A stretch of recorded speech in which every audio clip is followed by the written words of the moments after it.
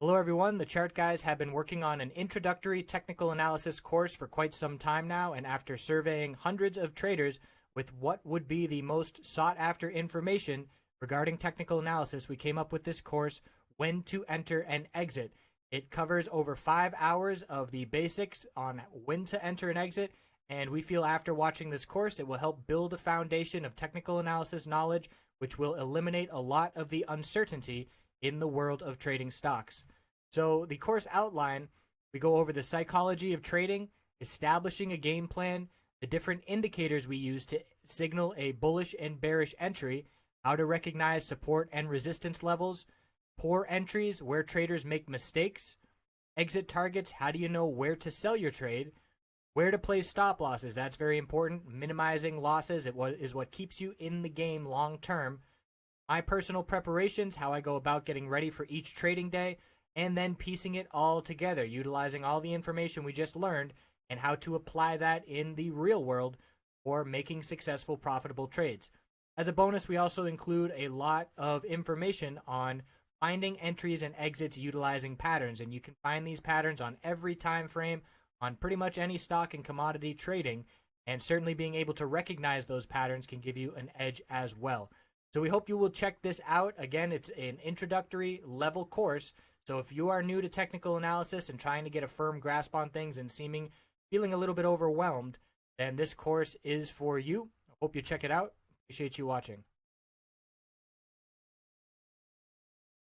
Looking at oil, starting with the hourly time frame, so a gap up and the bulls showing strength, higher lows and higher highs, but we did hit a top with a volume climax. You probably heard me say it by now if you've been watching these videos, but volume climaxes often signal the top of an uptrend or the bottom of a downtrend. So a high volume bearish reversal candlestick, and it was actually just confirming a bearish reversal doji. And now we're seeing a pullback, but the bulls did hold the consolidation low. And let's look at it on the 15-minute time frame. So we pulled back on high bear volume, and we hit 53.11. We had a bounce high of 53.43. We pulled back again, 53.15. So it's a higher low, and now we have a higher high. So the bounce is underway, but we would have to break 53.75 for the bulls to continue forming higher highs. So at this point, I would draw a downtrend resistance line from the close of the high candlestick and the high of the bounce attempt we just made, and I would be watching that level very closely, and we can see the support that we bounced off of down here at 53.11, and we can see we had some price action around this level earlier, so that's a key support level to watch going forward. It is a bearish reversal candlestick on the daily time frame, and actually it doesn't look as much as significant as it did earlier. It was more so a doji and a spinning top, but we did get a close closer to the high with a less of an upper wick here. So 4 green days in a row, and it's currently a lower high still compared to 54.48, but that bullish reversal candlestick being confirmed led us to know that the bulls were back and that $50 support level is strongly established for now. So if we see a bearish reversal candlestick tomorrow, we'll obviously be looking for some pullback. We've got the inventory report coming out, and where we stand right now, the inventory report, if it's bullish, we're looking for higher highs, and if it's bearish, we're looking to come down and fill this gap of 52.50. So pretty important day with regards to the inventory report. Keeping an eye on this MACD. If we do begin to fill the gap, we will be very close to a bearish MACD cross as well.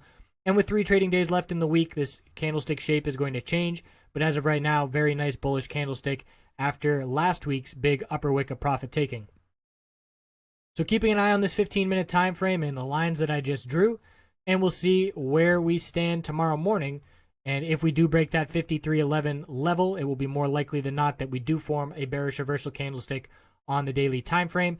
And the key support to be watching down here is the consolidation low after the gap up, 52.82. If we break that level, we're looking for another 30 cents to the downside, another 32 cents to the downside to fill the gap at, it's actually 52.13 at the gap. So that would be a more significant pullback, about 70 cents, 71 cents to fill the gap if we do break the low of that consolidation that occurred after the gap up. So a lot of looking ahead there, one step at a time. We'll see where we break from this range, and if this support can hold, the bulls will maintain in control with a stronger, higher low established compared to that low from the gap up.